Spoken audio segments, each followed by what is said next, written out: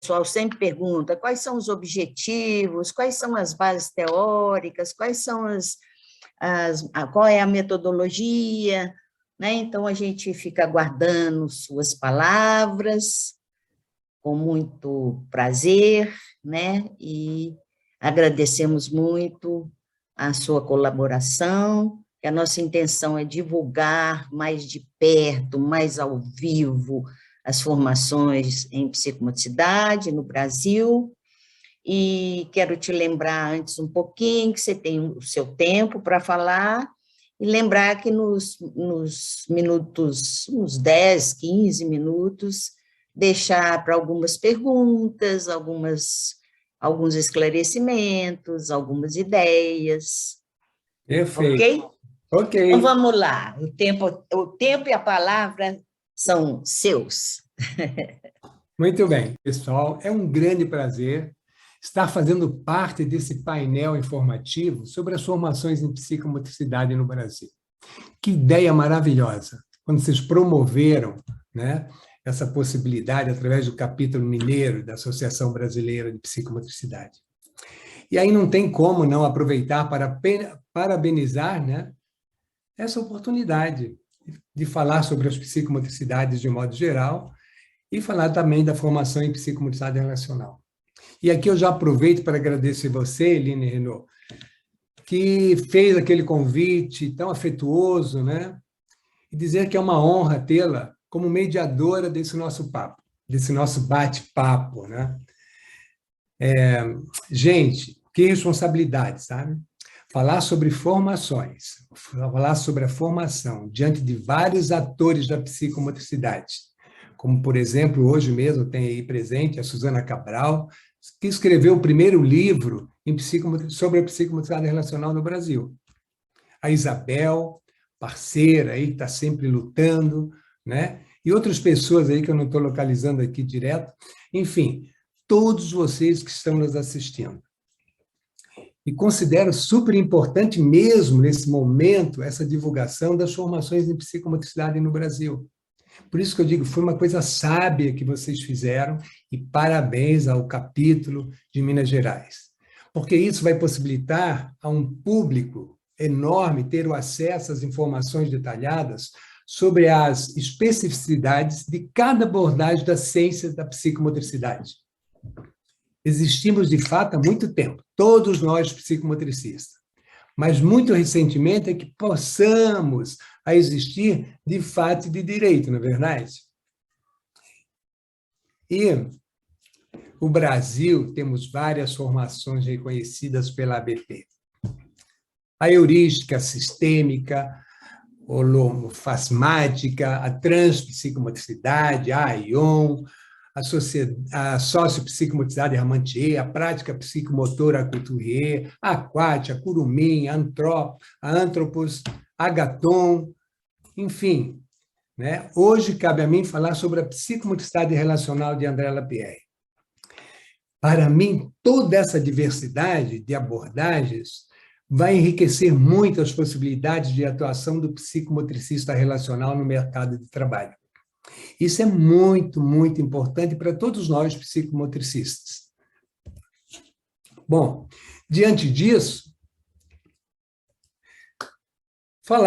cabe a mim agora falar da formação. Por isso, considero realmente muito importante. E, nesse momento, vamos falar sobre o nosso tema, né? O tema de hoje, que é a formação em psicomotricidade relacional. Bem, tudo começou, né, em 1982.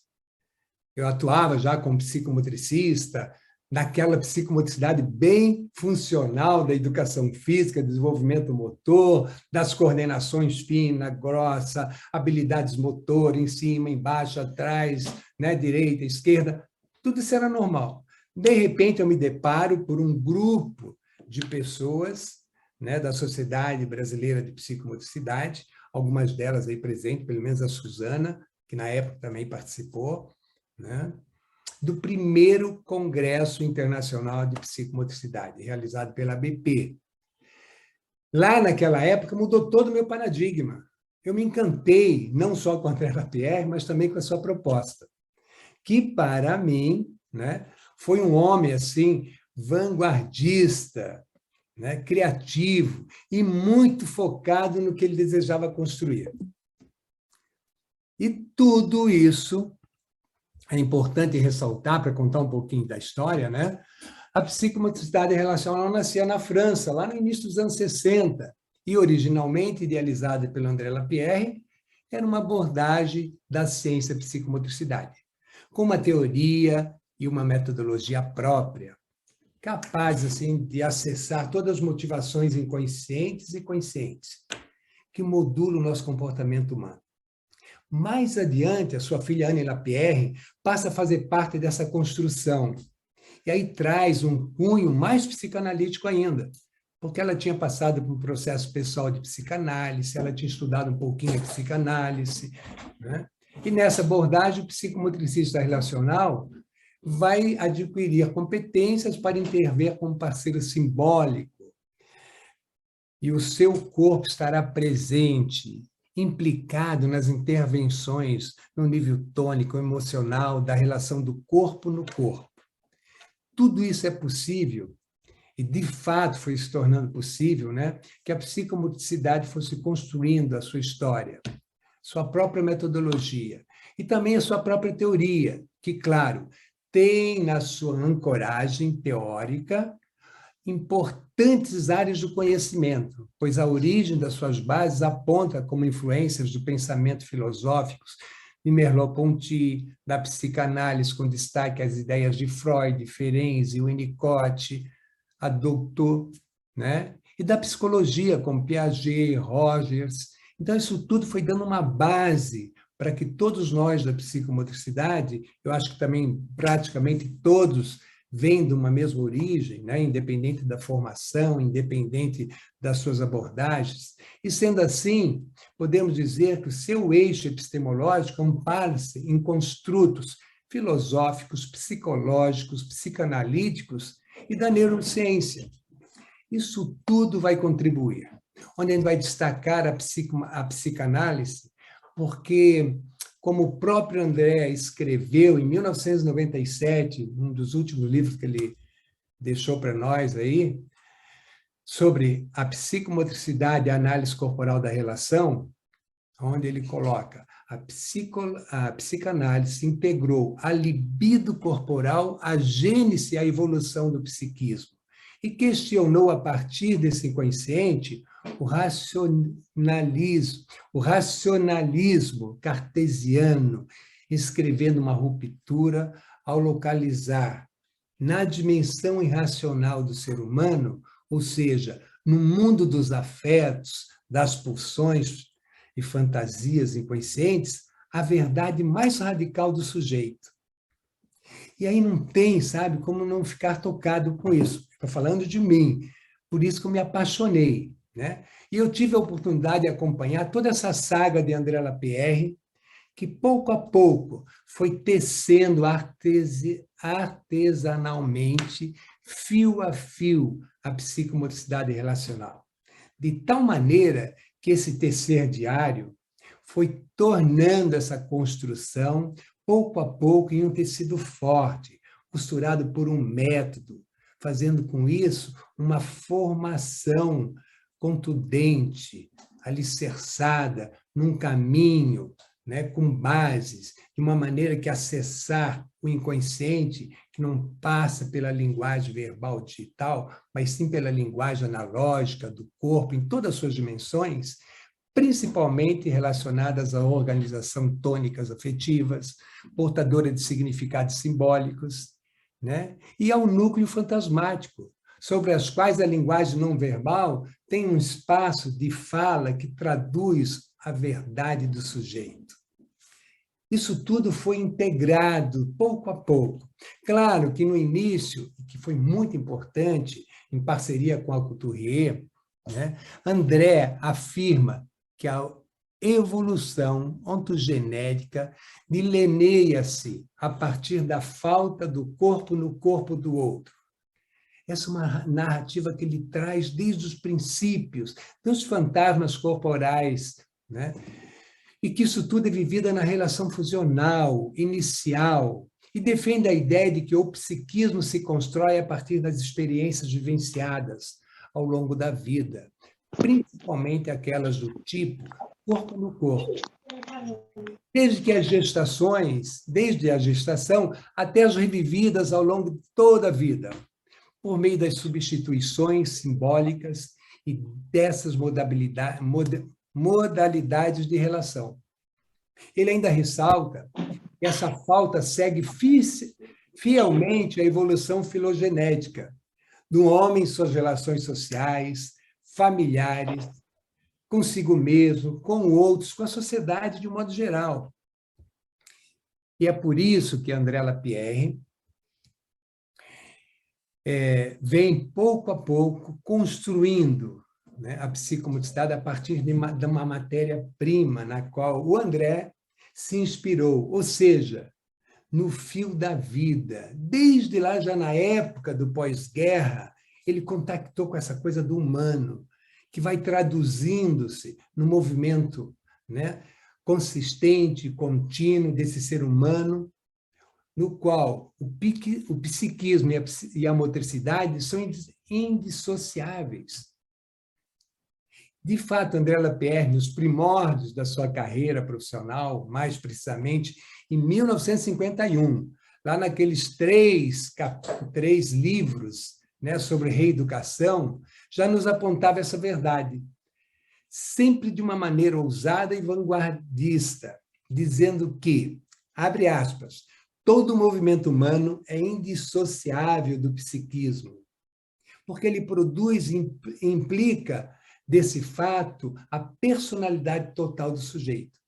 E continua ele, né? Inversamente, o psiquismo, nos seus diferentes aspectos intelectual, afetivo, racional, etc., é indissociável dos movimentos que condicionam e ainda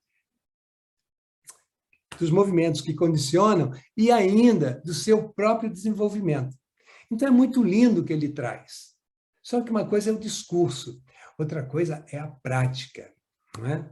Aí, André Lapierre, esse sujeito que eu considero incrível, desculpe aí, se é uma relação transferencial ou não, ele vai nos contando, assim e tranquilamente, que o movimento aparece como uma das formas de pensamento, pois ele é, ao mesmo tempo, um produto do psiquismo, um fator de construção, de modelagem do próprio psiquismo. E ele ainda usava questionário que os que, principalmente, dizem que o movimento seria o pensamento em ação, para lançar a ideia de que seria mais justo afirmar que o pensamento é, do movimento sem ato, uma espécie de sublimação do movimento reduzido a abstrações, tanto dando, né, um nó na cabeça da galera naquela época e até hoje ainda, lá nos anos iniciais, na década de 50. Isso é fantástico. Hoje se fala muito sobre a fáscia, né? Essa estrutura que nós temos. E aí tem aqui o Rodrigo, que anda estudando, é fantástico, né? Então, André Lapierre já falava, só que não nomeava dessa forma. Isso é realmente apaixonante. E por isso, né, esse desejo de agora, né, poder falar mais detalhadamente sobre a formação em psicomotricidade relacional. Do CIAR, principalmente, que é o nosso conhecimento, é a nossa área, ancorada sempre no olhar de André Lapierre, para a existência de um inconsciente motor relacional relacionado aos afetos. Tudo isso, para nós, é muito importante. Em resumo, né? Mas o que acontece em relação a André e Bernarda Courtier, que inicialmente iniciaram essa parceria. Infelizmente se separaram, e felizmente por outro lado, porque aí cria duas vertentes muito boas e amplia também essa diversidade de uma prática. Bernardo, né, criou a prática psicomotora Courtier e André Lapierre, junto com a sua filha Anne Lapierre, que todos vocês conhecem, né, encaminha-se e agrega aí a psicomotricidade relacional. Assume essa bandeira. E é importante explicar que a palavra relacional, acrescida ao termo da psicomotricidade, tem um significado, com um sentimento diferente do senso comum, né? O que faz toda a diferença. De fato, no ano de 1979, André e Anne Lapierre adicionam o termo relacional à psicomotricidade, que ele já vinha modificando há muito tempo, marcando de forma definitiva o nascimento da psicomotricidade relacional, a qual fazemos hoje. O termo relacional marca a diferenciação de uma abordagem cuja essência se ancora na ideia da falta do corpo no corpo do outro e leva, inclusive, essa ideia brilhante para o cerne das suas intervenções, sejam elas na saúde, na educação, no ambiente corporativo, na assistência social, né? E mais, e muito mais ampla do que nós temos atingido, que é uma lista muito grande de áreas de atendimento que temos realizado. Em resumo, podemos pensar da seguinte cronologia, para chegar a uma formação que temos hoje. Em 1982, eu conheci André Lapierre no Rio, como já falei para vocês. Em 1988, André e Anne Lapierre me reconhecem como psicomotricista relacional e analista corporal da relação. 2 anos depois, faço uma formação de data, com o desejo de estabelecer a base no Brasil, porque eu morava nos Estados Unidos, e, a princípio, eu criei o CIAR brasileiro, Sociedade Internacional de Análise, né? Com sede no Brasil, que já havia na Europa, eu criei uma sede no Brasil, né? Bom, aqui em Curitiba, em 1992, mudamos a razão social e passou a se chamar CIAR, Centro Internacional de Análise Relacional. Em 1985, né, a minha dissertação de mestrado na Universidade Estadual do Rio de Janeiro foi em relação ao tema psicomotricidade relacional, um estudo de caso, que me ajudou muito a propagar a psicomotricidade não só no Brasil, mas no mundo inteiro, por onde eu fui, vários países, né, com a apresentação do caso Gilberto, uma criança com múltipla deficiência, que alguns já tiveram aí a oportunidade de compartilhar comigo todo esse processo. Em 1997, o CIAR torna-se um centro de formação, quando a gente realiza a primeira turma de psicomotricidade relacional e lança, né, a formação de novos psicomotricistas, aqui em Curitiba, onde a Suzana também participou, e a Isabel também. A Suzana, na época, como professora, e a Isabel e várias pessoas do Brasil inteiro como alunos, né? Foi ali que a gente deu início à formação de uma forma bem mais estruturada do que era anteriormente.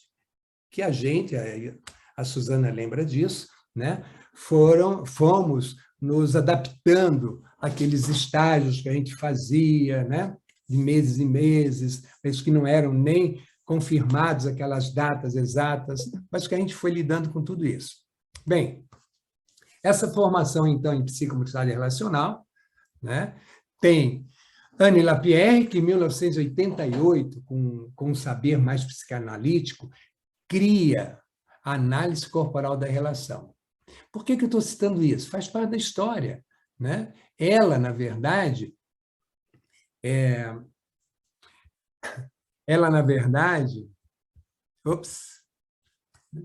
a data, foi 1988 mesmo, né? Ela traz essa coisa do saber psicanalítico, que foi muito legal, definindo que a psicomotricidade relacional ficaria a cargo de André Lapierre, porque ela iria investir na estruturação da análise corporal da relação. Exatamente no momento que eu fui reconhecido. Estava na Espanha e eu fiquei perdido. Gente, o que eu faço agora? Eu sou educador, investi muito nessa formação em psicomotricidade relacional e agora vocês me dizem que a psicomotricidade relacional não é mais só psicomotricidade relacional. O que a gente fazia, entre aspas, foi dito para mim, era um processo meio analítico. E ela percebeu isso por causa das relações transferenciais, Haviam pessoas fazendo formação com eles desde a década de 70 lá, e não terminavam nunca. Aí perceberam que isso tudo estava como é que eu diria? No nível da transferência. Algumas positivas, outras negativas, o que atrapalhava bastante o processo. Então, diante disso, né, eu comecei a fazer os grupos, fui reconhecido, vim para o Brasil, já para fazer uma supervisão com a André Lapierre, fiz 4 grupos em 4 cidades diferentes, né, em Rio de Janeiro, Minas Gerais, Recife e Londrina. André Lapierre veio e passou um mês comigo, né? E mais tarde, no ano seguinte, voltando também, fiz uma outra jornada, onde André Lapierre também esteve presente, fazendo todas as supervisões. E quando chega no Rio de Janeiro, eu tive assim o privilégio, né, de conhecer, participando do grupo, Isabel Bellaguarda, né, que se tornou uma grande parceira em prol dessa psicomotricidade relacional, né? E assim a gente foi tocando, já levou o grupo para Fortaleza, onde a gente teve assim, uma coisa bem didática, bem organizada, né? E ela ficou, eu acho que 1990 até 2021, ano passado, né? Como diretora do CIAR, de Fortaleza, atuando como também a coordenadora da formação, e foi fantástica essa parceria, né? E continua sendo. E agora ela atualmente, a Bel, é diretora do Centro de Desenvolvimento Humano Relacional, do Íntegra, né? E segue formando novos psicomotricistas relacionais em parceria com o CIAR. Além dessa pessoa maravilhosa, a gente também teve aí uma grande participação nessa construção do que é a formação hoje no Brasil, do Ibrahim Daniel Gil, que todos vocês conhecem. Mais um grande profissional que tem assim, uma contribuição importantíssima para a construção da base da psicomotricidade relacional do Brasil, assim como Isabel Bellaguarda. E, atualmente, frente ao Centro de Desenvolvimento o ícone de Recife, Centro de Desenvolvimento Humano em Recife, ele continua fazendo a sua formação. Bom, e aqui em Curitiba? Em Curitiba tem o Centro Internacional de Análise Relacional, onde os responsáveis hoje, né, legalmente responsável, sou eu e a Ana Elizabeth. Atualmente, compartilhamos isso, as responsabilidades, né, legais do CIAR em Curitiba, e também os responsáveis pela formação de novos psicomotricistas relacionais ao lado de grandes profissionais, de grandes parceiros, que vários participam assim no dia a dia dessa formação, né? Então, e essa pós-graduação em psicomotricidade relacional, que é a pós-graduação lato sensu, formação especializada em psicomotricidade relacional. A formação é a base de tudo, né? A formação pessoal. Essa pós-graduação traz as novas bases de competência na área de atuação do psicomotricista relacional. E oferece, além disso, né, um vasto campo de trabalho, a intervenção do psicomotricista relacional pode ter um caráter de prevenção, terapêutico, e atuar na educação, na saúde, na assistência social, assim também como no mundo corporativo. Por isso é que temos várias empresas, né, onde desenvolvemos toda essa relação de conflito, bem-estar, combate ao estresse, e assim vai, através dessa metodologia. A formação em psicomotricidade relacional do CIAR foi criada, o primeiro grupo, em 1997, e desde lá tem investido muito, com garra, com amor, nesse campo tão apaixonante que é a formação de novos profissionais. Isso tudo vai nos levando, né, a um desenvolvimento pessoal, porque, além disso, nosso curso visa formar profissionais para a intervenção da psicomotricidade relacional. Tchum, tchum. Oh, meu Deus. Oi. E esse psicomotricista relacional possa contribuir para uma sociedade mais justa, minimizando significativamente as suas intervenções, as dificuldades de adaptação social, escolar, familiar, vinculada aos fatores psicoafetivos e relacionais. E isso tem contribuído, tem favorecido o desenvolvimento integral do ser humano. E com esse status de pós-graduação lato sensu, ela foi assumindo, né? Embora mantendo a configuração da formação inicial, daquele tripé, formação teórica, formação pessoal e formação profissional, né? Conseguimos ser contemplados por um certificado do nosso curso, que é reconhecido pelo MEC desde 2003. Certificação reconhecida pelo MEC. Assim como outros, né? Outras formações também têm. Diante disso, como é que se estrutura todo esse trabalho, né? Nosso trabalho tem 24 módulos da nossa formação, distribuída em aulas presenciais ou online, agora com a pandemia principalmente.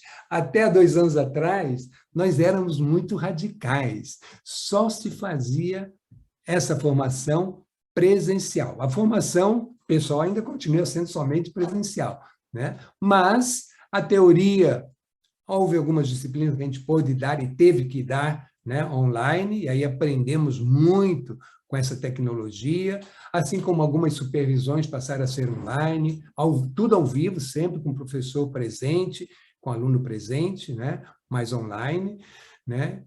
Temos 2 módulos semi-intensivos, às vezes bem compactos assim, onde é 40, 60 horas, 40 horas pelo menos, de formação continuada dentro dos nossos módulos, né?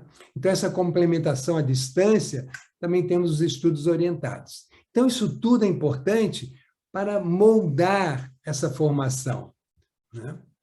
Os módulos são em finais de semana, com uma carga horária de 15 horas quando é online, né?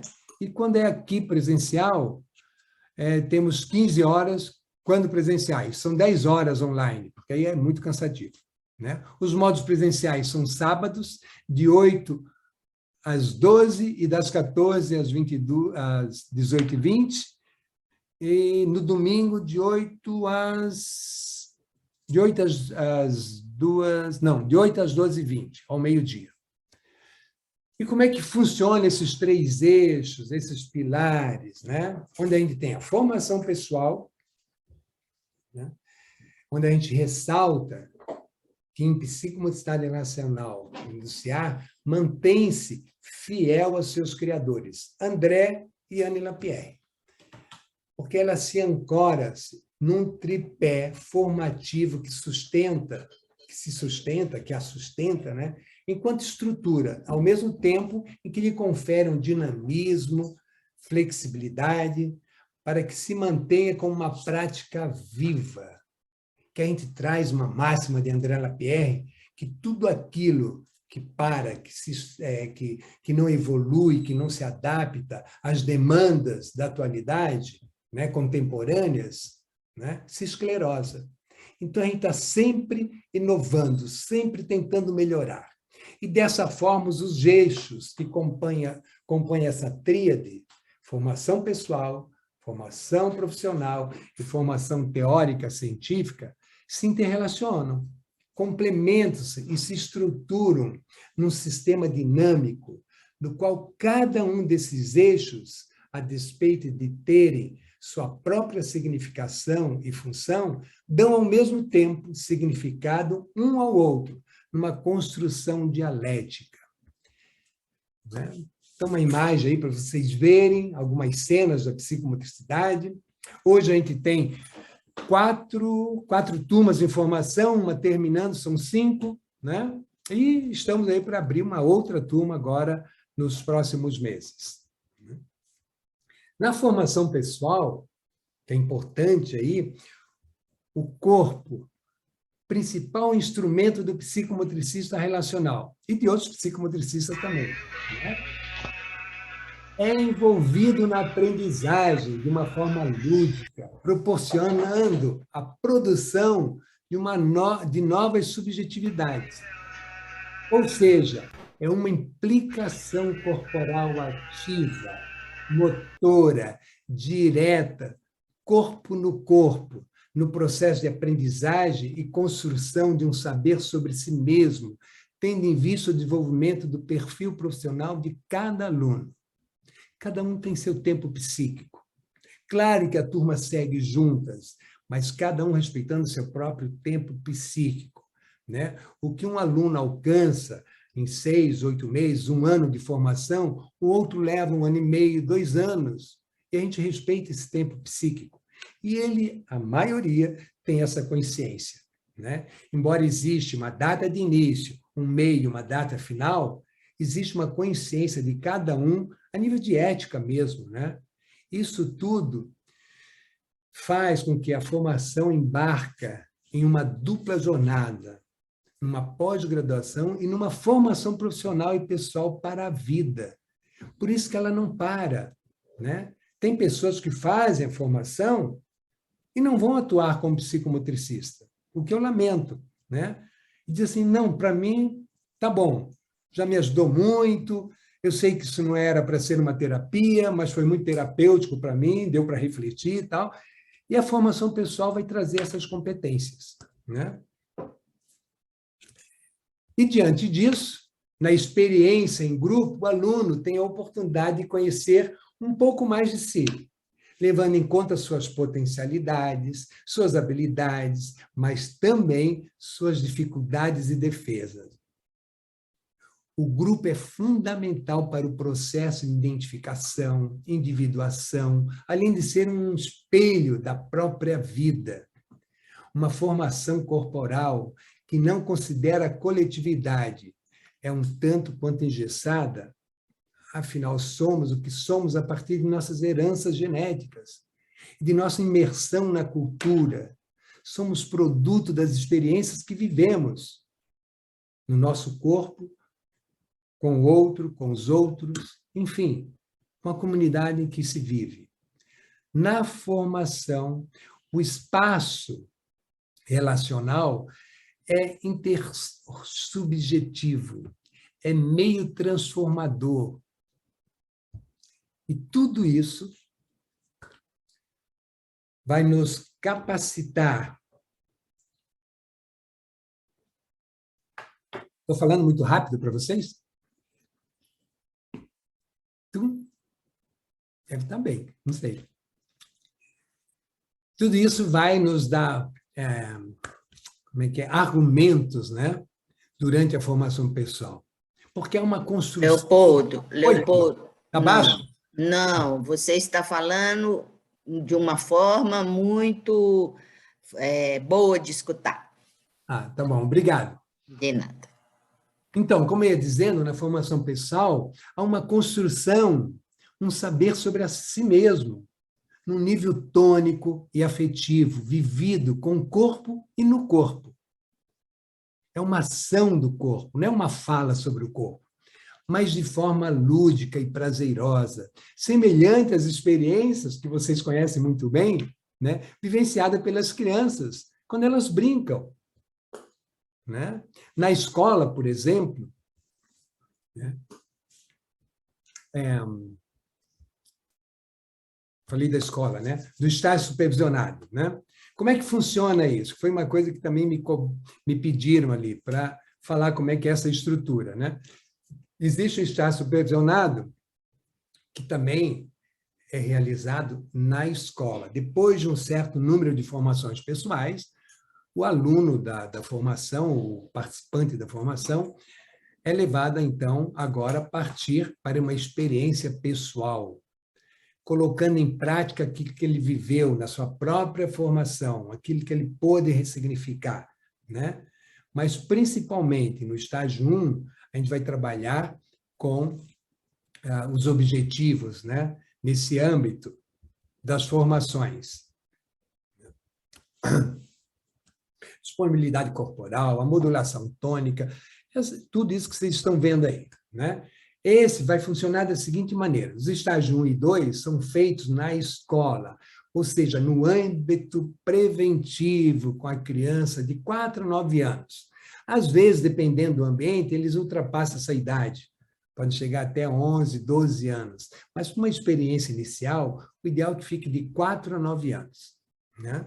Então, para vocês terem ideia, assim, não sei meu tempo aí, meu Deus, tem que correr, né? Cada grupo, no máximo, de 12 crianças. Todas as sessões dos estágios com as crianças são registradas, para que depois possam ser supervisionadas por um psicomotricista relacional habilitado para essa função de supervisor.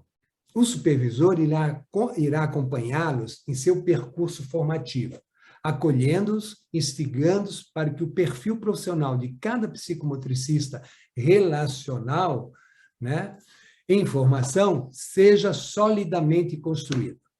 Na supervisão, colocamos o corpo e suas analogias em discussão. Investimos no estudo e decodificação simbólica do espaço, do corpo, dos materiais, na compreensão do conteúdo em relação ao brincar. Tudo isso é possível diante dos estágios, né? Eu acho até que a gente é muito rigoroso, sabe? Rigoroso demais. Que eu estive aí na Europa, né? E vi que eles são mais flexíveis e realizam um trabalho fantástico.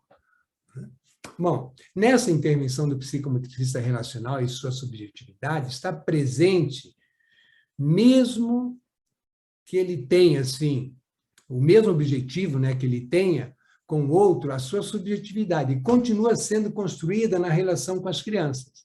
Isto é, ao trabalhar o psicomotricista relacional, vai mobilizar o seu saber teórico, o seu saber prático, mas principalmente a sua sensibilidade, a sua dimensão pessoal, ou seja, seu desejo de estar com o outro, para o outro, de lhe dar a mão para atravessarem juntos o seu processo, como um parceiro simbólico. Isso implica dizer que o desejo do psicomotricista relacional também está presente nas suas intervenções, só que ele tem que controlá-los.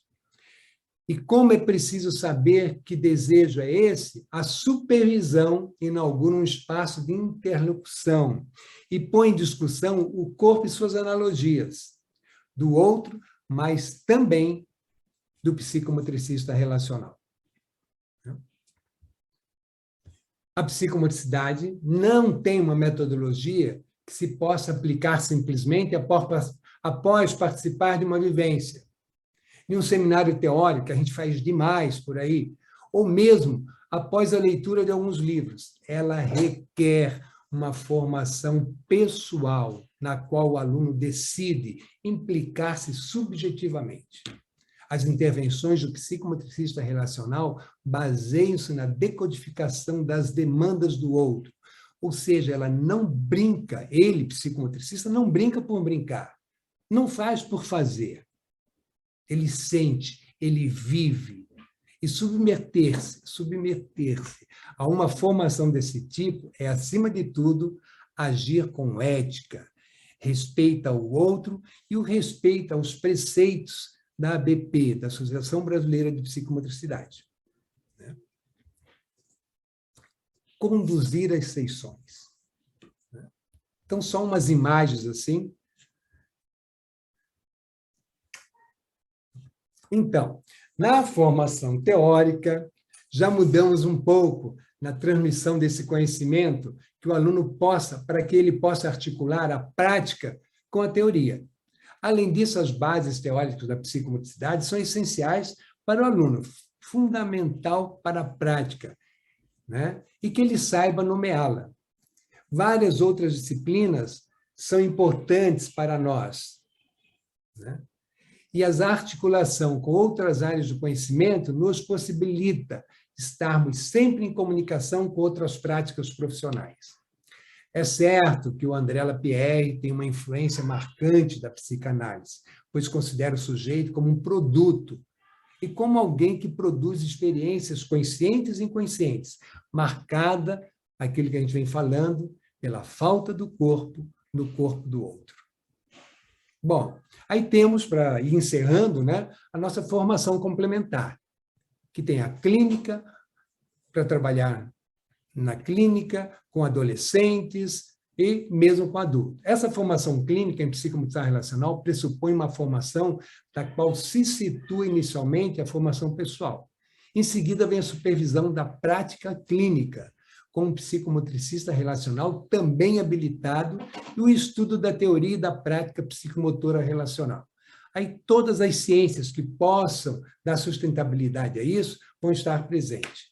É uma formação complementar para trabalhar com adolescente, também exige, né, desse psicomotricista que já é formado, né, contemplar o acompanhamento de grupos de jovens, onde ele vai também ser supervisionado de uma forma específica para aquela faixa etária. Por exemplo, nós trabalhamos com grupos de adolescentes com suicídio coletivo, com pessoas muito complicadas, com muitas dificuldades, com pessoas na dependência química. Não tem como terminar uma formação simplesmente para trabalhar a nível profilático e, em seguida, querer fazer clínica com adolescentes. Vai ter que passar por uma formação específica, que é as supervisões mais detalhada, mais aprofundada. A formação para desenvolver o trabalho profilático com adultos acontece a partir também de um acompanhamento de uma turma de pós-graduação, do início ao final. É quase outra pós-graduação, na verdade, né? Por quê?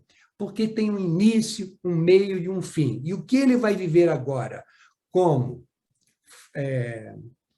participante para a formação de adulto é diferente do que ele viveu antes para a sua formação. Quer dizer, o que ele vai buscar de competência, né, em cada vivência, em cada módulo, a gente tem mais 3, 4 horas supervisionando a participação dele.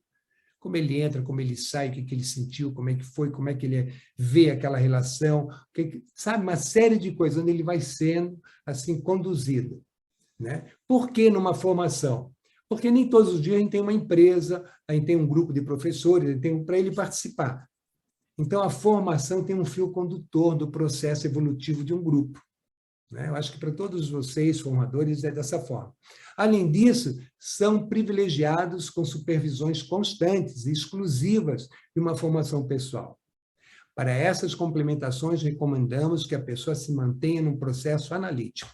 Ou seja, todo o conselho e a direção é que você tem que fazer uma psicanálise, você tem que fazer uma análise corporal da relação, você tem que fazer uma terapia. Não pode ficar sem apoio, porque você vai encontrar demandas que você talvez tenha dificuldade em atender, né? Então, toda essa preocupação a gente vai levando, né?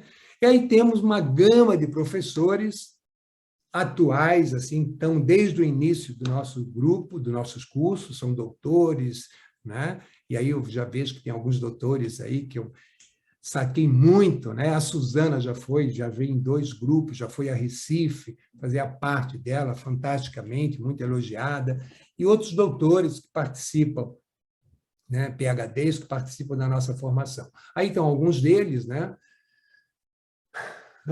Tá a Ana, a Andréa Pierre, vocês podem ver que a maioria são doutores.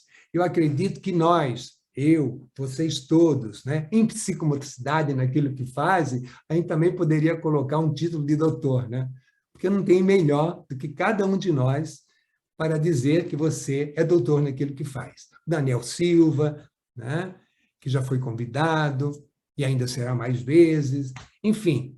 Egídio Romanelli, que já fundou várias faculdades de psicologia aqui no Sul, então Rosa Neto, né? E aí tem uma turma tá aí da psicomotricidade, Vera Matos, tal, que participa da nossa formação, né? Então, esse reconhecimento da profissão, a gente sempre existiu, né? Mas sempre existiu, de fato.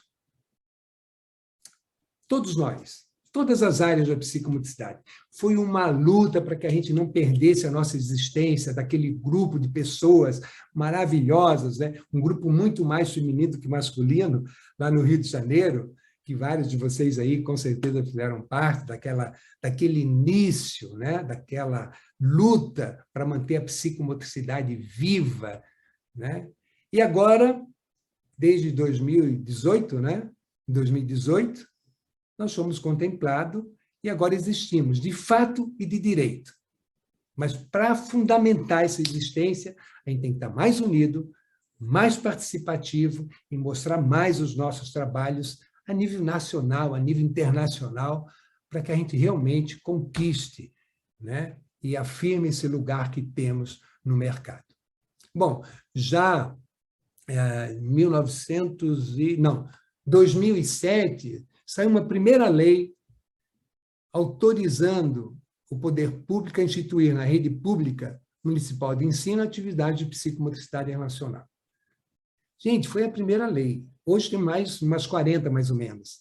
Mas toda a psicomotricidade, né, passa a beber disso, porque é um reconhecimento da psicomotricidade. Não é porque tem um termo relacional que vai dificultar a participação das outras, muito pelo contrário.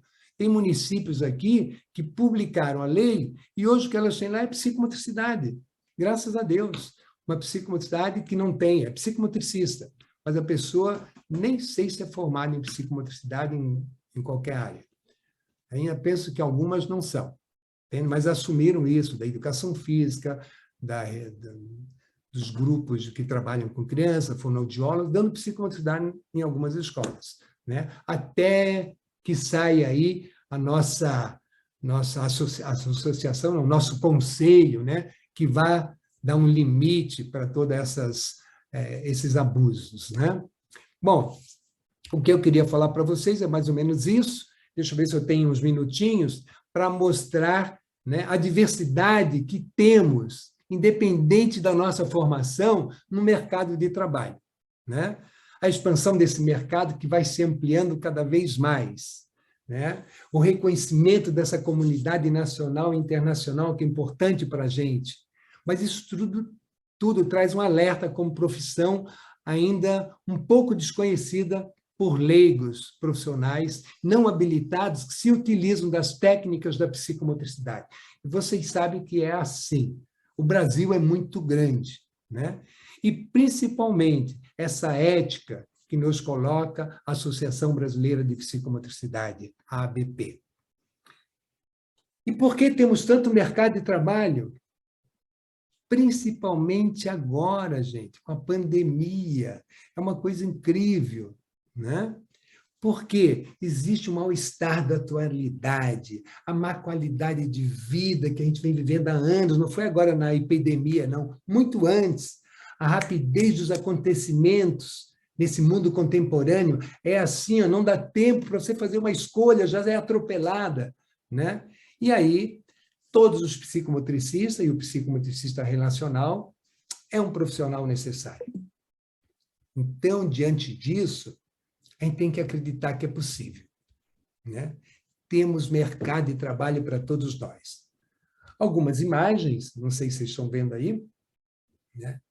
Quero dizer também assim dessa possibilidade da gente atuar também nessa área mais social, com projetos, né? Há mais de 12 anos que a gente tem um projeto numa instituição onde tem 100 e poucas crianças, que a gente atende lá há 10 anos gratuitamente, ainda banca material, espaço, né, profissionais, né? Isso tudo faz parte da formação. As pessoas vão para lá, os estagiários também participam lá.